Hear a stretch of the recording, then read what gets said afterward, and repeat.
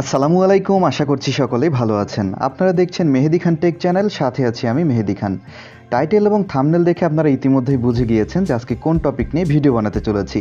So বেশি কথা না বাড়িয়ে চলুন সরাসরি ভিডিওতে চলে যাওয়া যাক। ভিডিওটি শুরু করার আগে বলে নিচ্ছি, আপনি যদি আমার চ্যানেলের নতুন দর্শক হয়ে থাকেন তাহলে এক্ষুনি সাবস্ক্রাইব করে দিন এবং পাশে থাকা বেল আইকনটি অন করে দিন। ফিরছি ছোট্ট একটি ইন্ট্রোর পরে।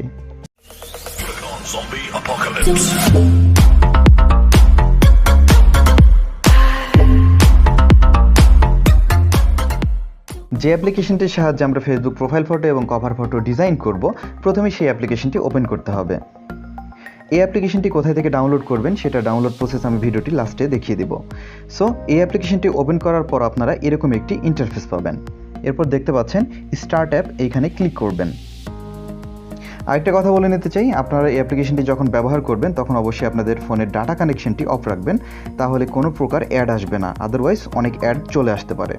সো এরপর পারমিশন দিয়ে দিতে হবে, স্টোরেজ পারমিশন, ওকে। এরপর দুইবার অ্যালাউ বাটনে ক্লিক করবেন। এরপর দেখতে পাচ্ছেন প্রথমেই রয়েছে ফেসবুক কভার এবং প্রোফাইল মেকার, এইখানে ক্লিক করবেন।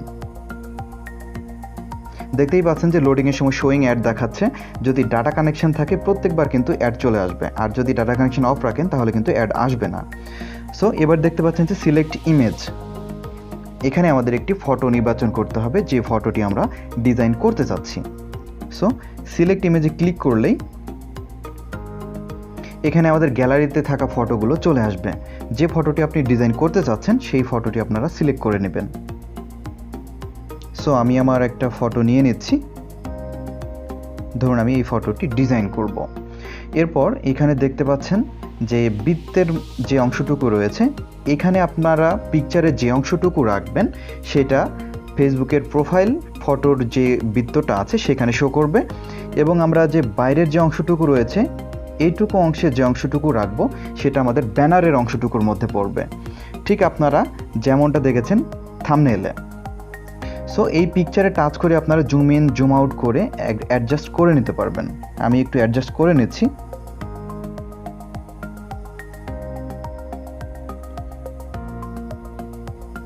আপনারা আপনাদের মনের মতো করে এখানে জুম ইন জুম আউট করে অ্যাডজাস্ট করে নেবেন। সো আমি বডির এই অংশটুকু প্রোফাইল পিকচারের অংশের মধ্যে রাখলাম, এবং আমার ফেসের যে অংশটুকু রয়েছে সেটা ব্যানারের মধ্যে রাখলাম, ঠিক আছে। এরপর এখানে দেখতে পাচ্ছেন যে একটা ওয়াটারমার্ক থেকে গেছে, এখানে ট্যাপ টু রিমুভ। এখানে ট্যাপ টু রিমুভে আপনি যদি ক্লিক করেন তাহলে 15 সেকেন্ডের একটি অ্যাড আসবে, সেই অ্যাড দেখার মাধ্যমে আপনারা এই ওয়াটারমার্কটি তুলে নিতে পারবেন। সেক্ষেত্রে কিন্তু অবশ্যই ডাটা কানেকশন অন করতে হবে। সো আমি জাস্ট দেখানোর জন্য করছি, আমি ওয়াটারমার্ক রিমুভ করব না, আমি এইভাবেই সেভ করে দেবো।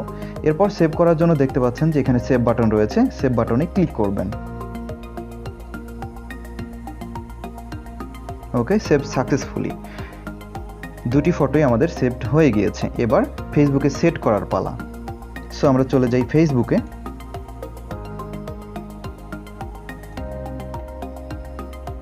ফেসবুকে আসার পর আমরা প্রোফাইলে চলে যাচ্ছি। সো প্রথমেই আমরা ফেসবুকের প্রোফাইল ফটো সিলেক্ট করব।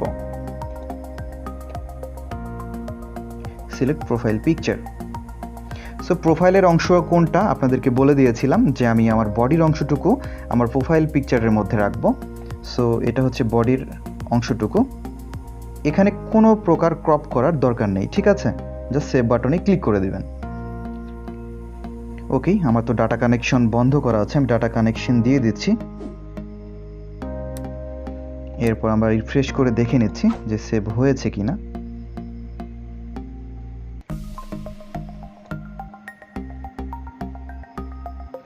ওকে, আমাদের প্রোফাইল পিকচারের অংশটুকু সেভড হয়ে গিয়েছে। এরপর হচ্ছে কভার ফটো।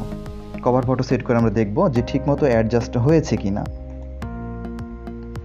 এরপর ফেসের অংশটুকু, এরপর সেভ বাটনে ক্লিক করতে হবে।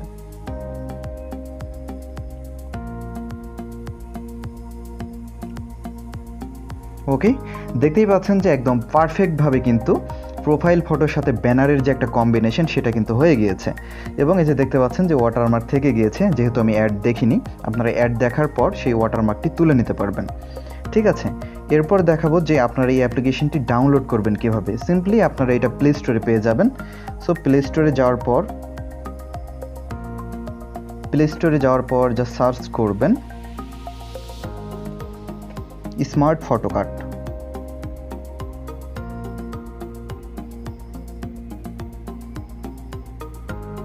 এই যে আমার সার্চের রেজাল্টে এখানে থেকে গিয়েছে।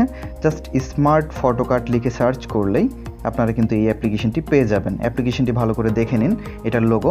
এই অ্যাপ্লিকেশনটি জাস্ট আপনারা ইনস্টল করে নেবেন। আমার অলরেডি ইনস্টল করাই আছে, যার কারণে ওপেন দেখাচ্ছে।